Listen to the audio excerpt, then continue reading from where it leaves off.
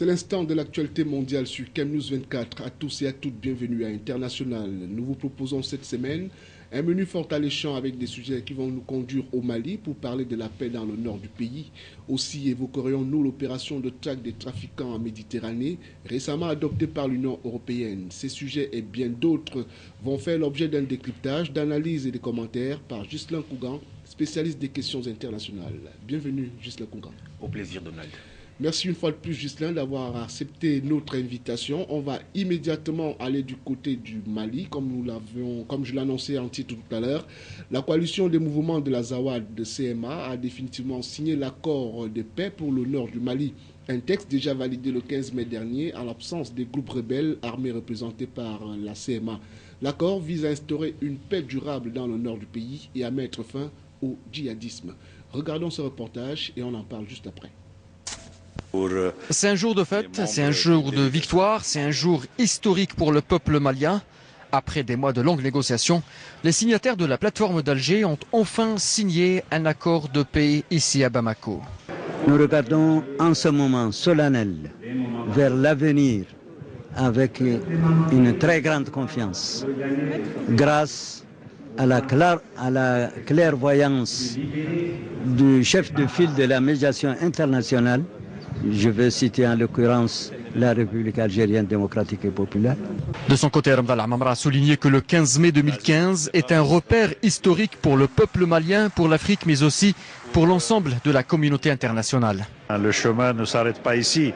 Il nous faut réaliser sur le terrain les objectifs de cet accord. Et je crois que toutes les bonnes volontés au Mali, au nord du Mali, à travers le monde, doivent se mobiliser pour réaliser cet objectif. Je vois dans la magnifique participation de tant d'acteurs aujourd'hui dans cette salle, acteurs maliens, acteurs régionaux, acteurs internationaux, un signal très fort que nous y arriverons. Le gouvernement malien et la communauté internationale ont tenu à saluer le rôle crucial mené par la diplomatie algérienne dans la résolution pacifique de cette crise. Le chemin ne s'arrête pas ici, la médiation internationale doit réaliser sur le terrain les objectifs de cet accord. Un comité de suivi sera installé dès demain avec la participation des parties maliennes et le gouvernement de Bamako. Il aura pour mission d'aider le Mali à bâtir des institutions fortes. Voilà, au sortir de ce reportage, Ghislain Kougan, j'ai bien envie de vous demander si c'est un nouveau départ pour le Mali. Un nouveau départ pour le Mali, oui, mais il ne faut pas perdre de vue que la crise n'est pas résolue. Il ne faut pas qu'on sombre dans le triomphalisme. Il s'agit d'une résolution, d'une étape symbolique, d'une signature des accords de paix. Il s'agit donc des actes, c'est du papier, c'est encore du papier. Alors sans triomphalisme, il faudra maintenant redescendre sur terre et que toutes les parties prenantes puissent maintenant se mettre à l'œuvre et puis respecter les accords. Donc il ne s'agit qu'une étape salvatrice. Et d'ailleurs, je pense qu'il faut avoir raison garder. Pourquoi? Parce que ce n'est pas la première fois que l'on signe des accords de paix au Mali entre le pouvoir de Bamako, les groupes armés qui sont loyaux justement au pouvoir, et puis les rebelles. Ce n'est pas la première fois, c'est au moins la troisième ou la quatrième fois qu'on signe ce genre d'accord. Vous allez me dire que celui-ci est particulier. Pourquoi? Parce qu'il y a toutes les parties prenantes. Il y a aussi la médiation internationale qui a posé la signature avec notamment le ministre algérien des Affaires étrangères. Mais il faut très clairement faire comprendre aux gens que autant c'est une avancée significative, autant il y a encore beaucoup à faire. Et d'ailleurs, le plus dur reste à faire. Alors, que peut signifier cet accord pour un pays qui a connu une série de rébellions touareg depuis les premières années d'indépendance en 1960 ? Cet accord, justement, marque un tournant historique, en ce que, depuis 2012, le Mali est empêtré dans une sorte de difficulté avec des conflits qui n'en finissent pas, qui divisent le pays, le nord et le sud, bien évidemment. Alors, l'accord qui a été signé est intéressant, en ce que cet accord va travailler justement à unir tous les Maliens. C'est-à-dire qu'il n'y aura plus une division. Je prends un Kassem pour aller au fond de l'accord, par exemple. Il y a un volet qui table sur l'intégrité et surtout l'unité du Mali. Alors on sait très bien que les rebelles ont leur drapeau à eux dans leur territoire. Alors maintenant, il est indiqué dans l'accord qu'il n'y aura plus qu'un seul drapeau. C'est-à-dire que le drapeau de Bamako sera le seul drapeau qui sera connu et qui sera visible sur tout le territoire malien. Alors on va observer notamment l'application de la résolution de la paix au Mali à travers notamment l'observation des mesures édictées dans l'accord de paix ou alors les accords de paix qui ont été signés, les différents textes. Donc il faudra qu'on comprenne déjà si les rebelles qui ont signé, parce que le plus difficile était justement que les rebelles puissent signer. Vous savez très bien que depuis le 15 mai, le pouvoir et la médiation et puis les armées qui sont du côté du pouvoir avaient déjà marqué leur volonté de tourner la page de cette crise sombre qui a trucidé le Mali. Maintenant, la question difficile était d'amener les rebelles à signer, ce qui est fait. Alors, il faudrait que ces rebelles-là observent notamment l'intégrité et l'unité, par exemple, du Mali, qui va être un et indivisible. Alors, je vous propose à présent d'écouter le président du Mali, Ibrahim Boubacar Keïta, qui s'est justement prononcé au sortir de la signature de ces accords. Il faut que l'accord reste ouvert à la signature de ceux qui n'en ont pas encore compris l'intérêt, bien sûr. Nous y sommes favorables, pourvu que ce ne soit pas une prise en otage du Mali et de la paix au Mali. Ceux qui ont charge et mission à nous aider à parvenir à la paix fassent en sorte que le jeu soit transparent, qu'il soit d'égal partage et que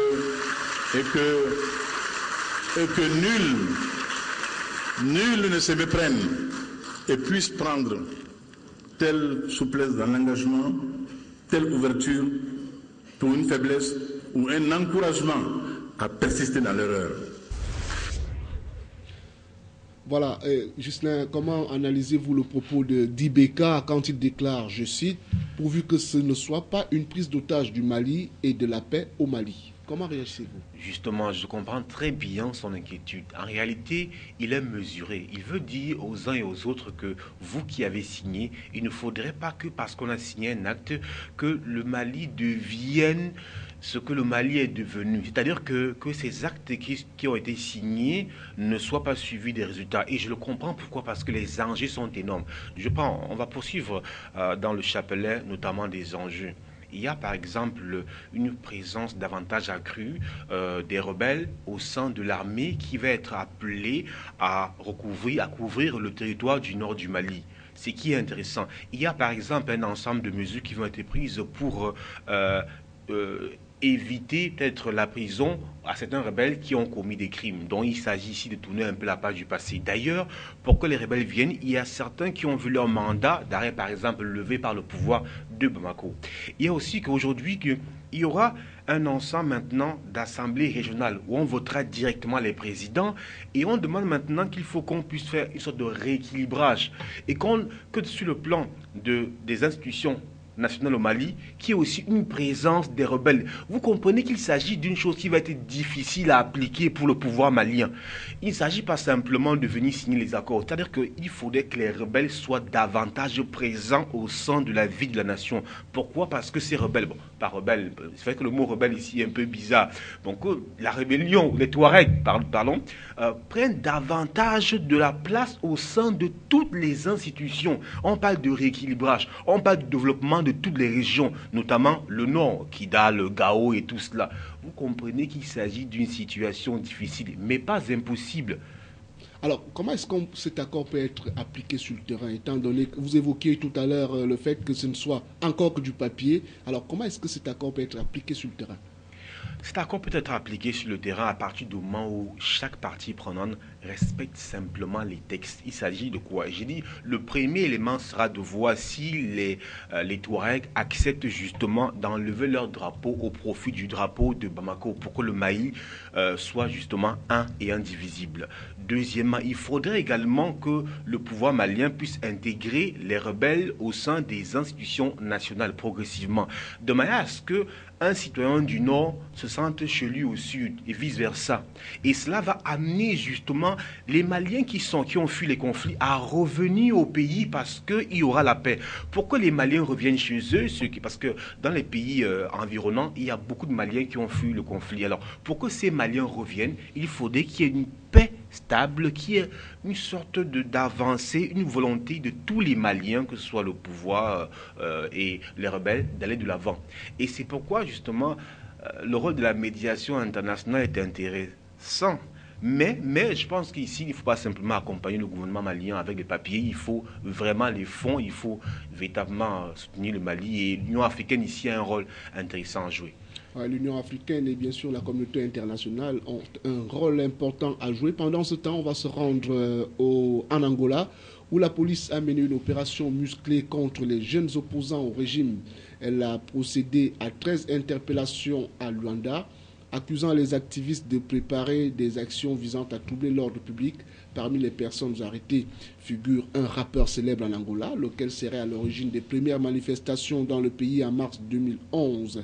Fait inédit, le ministère de l'Intérieur a publié un communiqué pour annoncer ce coup de filet, preuve que l'affaire est prise au sérieux. Et tout de suite, quelles sont les principales revendications de cette jeunesse ? Je pense que la jeunesse angolaise a la même préoccupation que toutes les jeunesses africaines, notamment quand on a un chef d'État qui a fait 35 ans au pouvoir, on a le sentiment qu'on tourne en rond, que ça n'avance pas.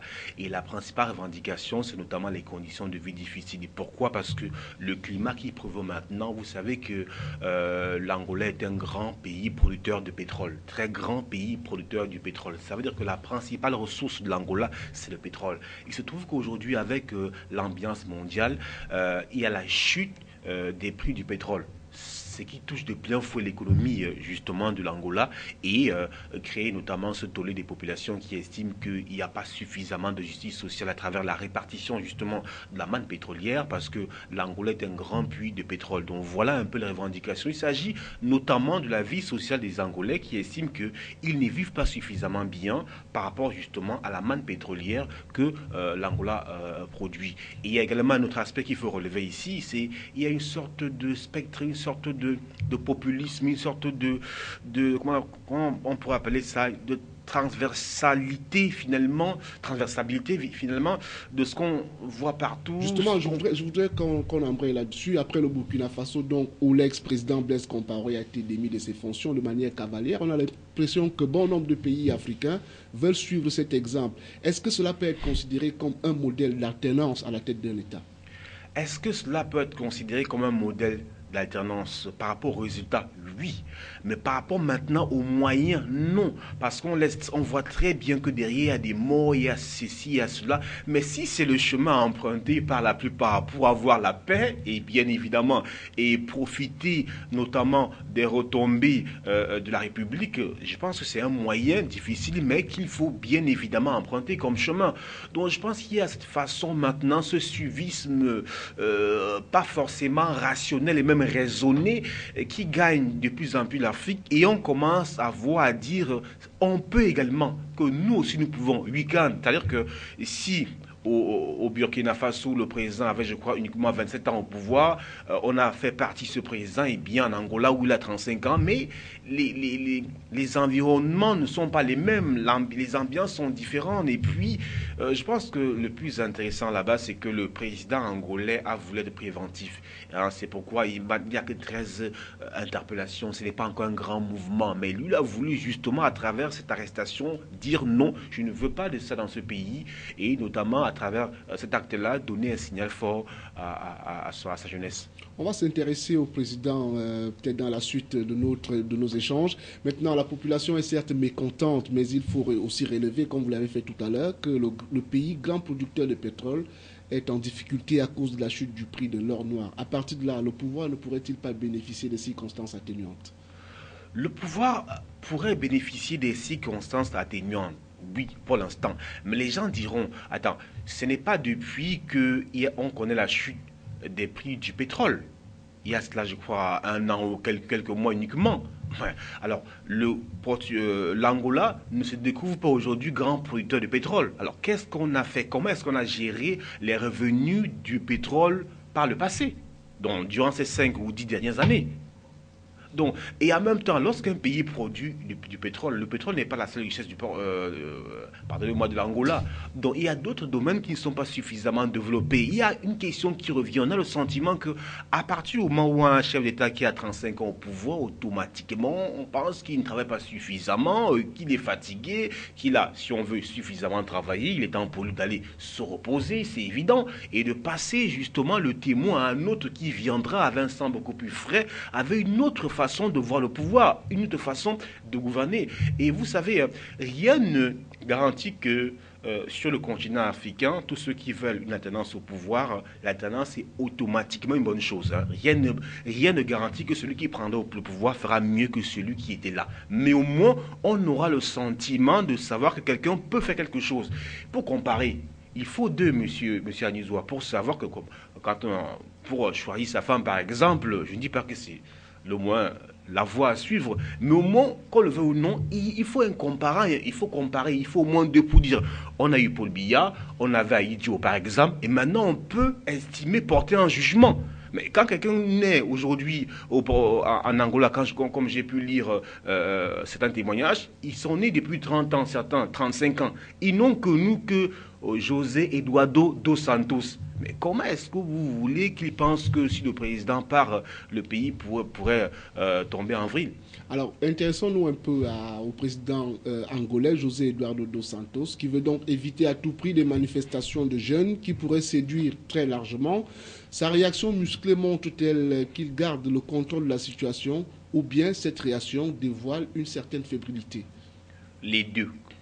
La fébrilité, pourquoi? Parce que en réalité, une telle réaction peut nous amener à interroger un précédent. Parce que le 16 avril, il y a eu une dérive de la police, justement, qui allait sur le terrain pour interpeller un chef religieux qui était le parrain d'une église illégale. Et puis, il y a eu des dérives qui ont conduit à 22 morts, notamment 9 policiers, je crois 13 civils. Donc, il y a un précédent. Et la société civile angolaise et l'opposition se sont offusqués contre ces méthodes, justement, qui relèvent d'une autre époque. Donc à partir de ce moment, on peut parler donc de la fébrilité du pouvoir.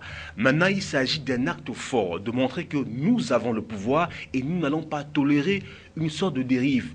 En réalité, je pense que la réaction du pouvoir angolais, c'est l'envergure par rapport à l'acte qui est minime, hein, juste quelques manifestations, c'est par rapport justement à ce qui se passe sur le continent. Et le président angolais a voulu notamment prendre les populations de court et leur dire voilà ce à quoi vous allez vous exposer si jamais vous osez continuer dans cette dynamique-là.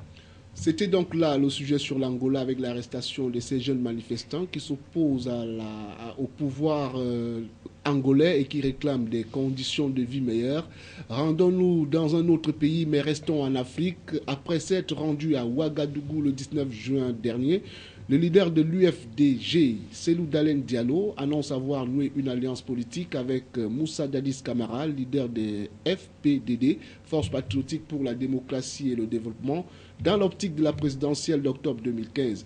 Une alliance surprenante dans la mesure où, en 2009, les soldats de la junte dirigés par Dadis Camara avaient réprimé dans le sang une manifestation de l'opposition, ciblant notamment les militants de l'UFDG. Cette alliance, Ghislain, au demeurant surprenante, ne va-t-elle pas raviver la polémique autour des événements de 2009? Elle va raviver. D'ailleurs, elle ravive la polémique autour de l'événement, justement, parce qu'on sait très bien qu'à l'époque, les deux, aujourd'hui, qui s'allient, étaient totalement opposés. Il y avait un qui était au pouvoir, l'autre était toujours dans l'opposition. Mais je pense que cette alliance est alliée au premier plan par rapport, justement, au climat politique qui prévaut, notamment à l'élection présidentielle à venir. Il s'agit pour Diallo, qui est le principal opposant du pays, Cellou Dalein, notamment de prendre une décision qui va mettre à mal le pouvoir en place, notamment le pouvoir d'Alpha Condé. Donc c'est ça l'objectif principal. Et un second élément, ou un deuxième élément, c'est qu'en réalité, Dalein Diallo fait face à une défection de Sidya Touré qui a quitté le parti, la coalition, et a décidé de faire cavalier seul, notamment au cours des élections, je crois, législatives. Donc, il a décidé de se détacher de Diallo. Donc, Diallo a perdu un grand allié. Il se retrouve quelque peu coincé. Et là, maintenant, il veut rabibocher, il veut reprendre très rapidement du poids de la bête à travers une coalition pour justement affronter Alpha Condé. Et vous voyez que il est tellement quelque peu perdu au point, ou désespéré entre guillemets, au point d'aller s'allier avec Dadis Camara. Vous comprenez que il s'agit ici d'une volonté pour lui justement de menacer sur le plan moral, psychologique, de hanter suffisamment, d'amener à réfléchir, de pousser le pouvoir en place jusque dans ses derniers retranchements. Là, on peut dire que c'est le leader politique qui pense ainsi. Maintenant, autour de lui, est-ce que ses militants vont accepter cette alliance? Oh, là vous posez la question de la politique du point de vue que je qualifierais d'occidental, et pas du point de vue africain. Vous savez que chez nous en Afrique, permettez-moi de parler un peu comme on parle souvent, très souvent les militants suivent très rapidement et on a le sentiment que les présidents de partis politiques, avant de négocier, ne demandent même pas l'avis des militants. C'est-à-dire que les militants, pour la plupart, je ne dis pas qu'ils manquent automatiquement de culture politique, mais la culture politique n'est pas souvent très prononcée et très souvent c'est très bien que ces présidents ont des masses d'argent, ceci et cela, et puis les militants ne sont pas souvent très au courant d'un ensemble de choses. En Afrique, je pense qu'on supporte très souvent avec beaucoup plus d'émotion qu'avec beaucoup plus la raison. Et parce qu'on supporte avec l'émotion, on aimera donner à la Nizoua parce qu'il a une cravate blanche, parce que je l'aime parce qu'il me plaît. Point final. Et donc, cela n'amène pas les présidents justement à s'intéresser, à s'interroger sur ce que va penser justement les militants. D'ailleurs, la question que vous posez elle est fondamentale, puisqu'on ne peut pas comprendre l'alliance notamment de Diallo et Camara, sauf dans le cadre du politique. Et vous savez très bien qu'en politique, c'est à réfléchir non pas entre le mal et le moins de mal, mais entre le mal, je crois, et le pire. Cette alliance suscite beaucoup d'interrogations dans la mesure où Dadis Camara a créé un parti politique. Il annonce son retour en Guinée et compte se présenter à la présidentielle d'octobre. Ça voudrait-il dire qu'il ne vient pas pour jouer le second rôle? Qui ça? Camara? Dadis Camara, il ne vient pas pour jouer le second rôle? Non, une chose est claire. Dadis Camara, automatiquement, en tant que guerrier ex-poutiste, sait ce qu'il veut. Il a dû suffisamment discuter avec Diallo pour faire alliance. Les deux, vous savez très bien que Diallo a effectué un déplacement au Burkina Faso pour justement échanger avec Dadis Camara. Ça veut dire qu'en réalité, ils ont mis sur pied leur plan de travail et de campagne. Et comme Dadis Camara veut être candidat à l'élection présidentielle, c'est quoi une alliance? Ça veut simplement dire ceci. Au premier tour, chacun y va cavalier seul. Maintenant, celui qui est mieux placé que l'autre, eh bien, va amener l'autre parti à le suivre. C'est justement ce qui hante ces loups d'Alain Diallo. C'est comme ça qu'il a perdu l'élection présidentielle en 2010, souvenez-vous. Au premier tour, il était leader. Il a battu Alpha Condé au premier tour. Mais au second tour, au profit des coalitions, il a perdu. Même si sur le plan du pouvoir africain, il faut relever que dans le cas malien, il s'agissait d'une logique qui voulait qu'on ne peut pas accorder le pouvoir politique et économique à un tout couleur. Ça, c'est en réalité, c'est le fond du problème. Maintenant, pour revenir à la logique de la présidentielle, et il faut comprendre qu'il y a un bastion en Guinée parce que l'élection se fait sur la base régionale. Il y a un bastion qui est le bastion de la Guinée forestière, qui n'a pas un grand représentant. Et il se trouve que Dadis Camara est de la Guinée forestière. Et donc, il est question pour Diallo maintenant d'essayer de raviver, d'essayer d'avoir les militants de ce côté-là. Et Dadis Camara est, de ce point de vue, un très bel allié. Alors, et la morale dans tout ça, pour une fois, n'est-ce pas le moment pour le RPG, le parti d'Alpha Condé, de donner une leçon politique à l'opposition? Est-ce qu'il y a de la morale en politique? Vous allez me citer, je pense que c'est André Malraux qui dit qu'on ne fait pas la politique avec la morale, mais on ne fait pas aussi la politique sans morale. Non, je pense que la morale en politique est quelque chose qui est davantage relevé dans les livres que l'on écrit. Très souvent, la politique se moque bien évidemment de la morale. Sinon, on regarde très bien comment va le monde entier aujourd'hui. Regardez ce qui se passe en Grèce, ce qui se passe en Irak, au Yémen, aux États-Unis, en Russie, partout. Donc la morale, c'est vrai, c'est intéressant, mais il s'agit aussi ici des stratégies pour combattre l'autre.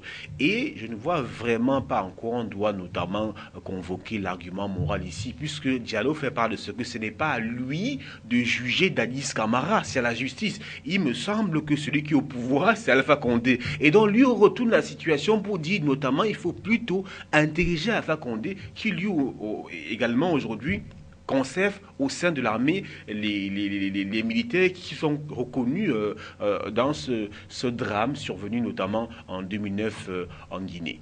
L'élection, c'est bien cette année ou alors en octobre? En octobre 2015. Oui. On l'attendra, on la vivra certainement sur les antennes de CAMnews 24 cette élection-là, puisque nous avons l'habitude de temps à autre d'aller à l'extérieur couvrir ce type d'événements. On va sortir de l'Afrique et nous rendre maintenant en Europe où les ministres des Affaires étrangères de l'Union européenne viennent de lancer officiellement une opération navale pour lutter contre les réseaux de trafiquants qui opèrent en Méditerranée. La mission Union européenne NAFORMED sera probablement déployée dans un proche avenir. On regarde. Lutter contre les passeurs tout en protégeant les réfugiés, c'est la stratégie d'urgence présentée aujourd'hui par la Commission européenne. Au menu notamment, lancer une opération militaire en Méditerranée et faire jouer la solidarité européenne pour soulager les pays d'arrivée. Un plan promu par la chef de la diplomatie européenne. Les objectifs structurels de long terme consistent à résoudre les causes à la racine de ce flux migratoire qui ne va pas s'arrêter demain. Et l'urgence immédiate, c'est sauver des vies, nous occuper des vies sauvées, partager la responsabilité que nous avons de protéger les gens que nous sauvons et combattre les réseaux de trafiquants et de passeurs. Selon un projet de quota, la Commission européenne propose notamment que 20 000 migrants soient répartis dans les pays de l'Union au cours des 2 prochaines années. La Hongrie s'y oppose farouchement. Quant à la Grande-Bretagne, l'Irlande et le Danemark, ils pourraient en être dispensés conformément au traité. Voilà. Et après ce reportage, je voudrais tout de suite vous poser cette question. Quel est le message que porte cette mission de l'Union européenne? Le message est simple. Il s'agit ici de lutter contre le trafic humain.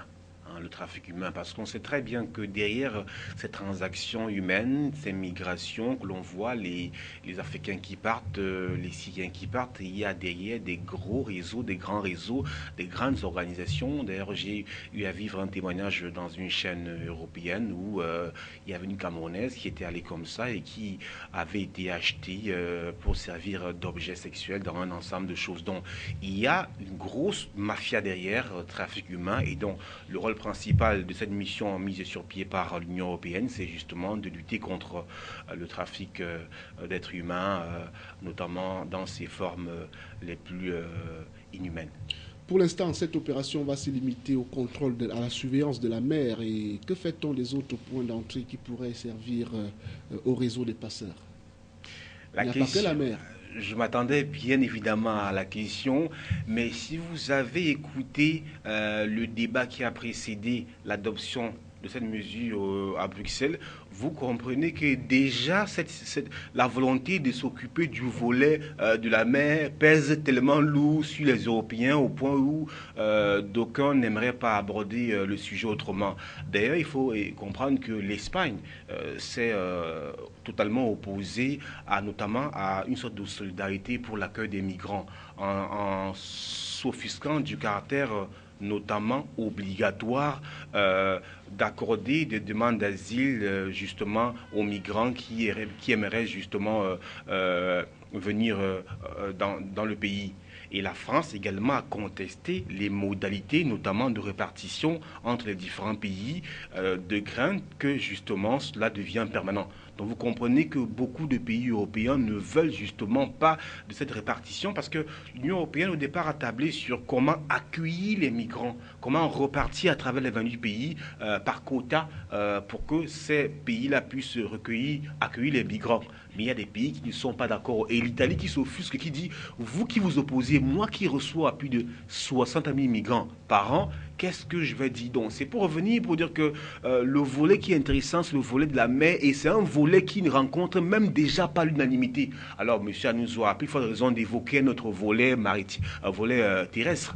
Donc, il s'agit justement de limiter le flux des migrants, notamment de travailler au renseignement par rapport notamment au réseau des passeurs, non pas de couler des navires, mais de voir comment est-ce qu'on va travailler pour couper le mal à la racine. Justement, en parlant de couler les navires, on ne les coulera pas en haute mer. L'idée de l'Union européenne de saboter les moteurs de ces embarcations pourrait aussi entraîner d'autres drames humanitaires. Imaginez qu'on sabote une embarcation qui est chargée de personnes et que peut-être il y a des explosions plus tard. Ça pourrait causer un autre drame humanitaire. Est-ce que c'est une solution, ça? Non, en réalité, quand on parle de saboter, c'est quoi? C'est premièrement de repérer et puis de saboter avant même le départ. Quand on a un avis, monsieur Anisois, avant le démarrage, avant de se mettre en branle, on suivait quand même le navire pour voir dans quel état est-ce que le navire se trouve. Donc, si on sabote le navire, automatiquement, le navire ne peut pas être utilisé. Même pour, c'est parce que si on sabote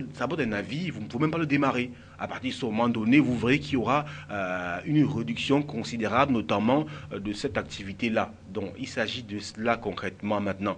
Même si vraiment tous les États européens ne sont vraiment pas à cœur dans tout cela, parce que d'aucuns estiment que nous avons des problèmes chez nous déjà. Vous savez que l'Australie a demandé qu'il était facile. Il faut seulement rapatrier les migrants chez eux aussi facilement. Il y en a qui ont proposé la construction de très grands murs, des murs très hauts au point où les Africains ne pourront, pas seulement les Africains, traverser. Donc vous voyez que c'est diversement interprété. Il y a des États européens qui estiment que nous avons tellement de problèmes chez nous. Prenez le cas par exemple de la Grèce, qui doit débattre auprès du FMI, ses créanciers, qui n'arrivent pas à rembourser les dettes, qui a jusqu'aux 30 jours pour rembourser la dette. Vous allez dire à la Grèce que non, il faut prendre un quota de migrants. Alors pourquoi ne pas s'en prendre directement aux trafiquants qui, semble-t-il, feront l'objet d'un repérage et d'une identification claire au cours de la collecte des données prévues dans la phase première de cette mission? Pourquoi ne pas s'en prendre directement aux trafiquants? Justement, s'en prendre aux trafiquants voulait dire justement que l'on puisse appeler les pays de départ, notamment les gouvernements, à travailler suffisamment pour un contrôle strict, notamment des départs. C'est-à-dire que si on met sur pied une politique d'immigration de manière qui ait un contrôle suffisamment poussé, on pourrait pas éradiquer le fléau, mais réduire l'intensité des départs. Croyez-moi, monsieur Anisois, on ne peut pas éradiquer ce phénomène. Il y en a qui vont parce que sur leur territoire, il n'y a pas mieux. Il y en a qui vont toujours aller. Mais on peut diminuer, on peut réduire l'intensité du trafic parce que, notamment, il y a véritablement de grands dommages. Malheureusement, l'opération ne semble pas avoir reçu l'adhésion des organisations de la société civile. Parce qu'elles estiment, certaines organisations, que le problème est ailleurs, qu'ils reviennent notamment au pays de départ, d'organiser des marsupials. La question de ces organisations, c'est pourquoi est-ce qu'ils partent? Elles estiment qu'on ne se pose pas les bonnes questions, mais qu'on veut prendre qu'on prend uniquement des solutions et donc inadéquates parce que les solutions ne sont pas issues des bonnes questions. Pourquoi est-ce qu'ils partent? Alors, si on se pose la question de savoir pourquoi est-ce qu'ils partent et on a des réponses suffisantes, eh bien, on peut mettre sur pied des structures qui participent justement à réduire cette activité. Voilà, mesdames, messieurs, c'est avec cette approche sur l'Union européenne et les mesures prises pour contrer et traquer les trafiquants en Méditerranée que nous mettons un terme à cette édition d'International. Merci Ghislain Kougan d'avoir une fois de plus accepté l'invitation de CANews 24. Merci infiniment, Donald, merci. À vous qui regardez CANews 24, restez en notre compagnie, les programmes se poursuivent et à la semaine prochaine.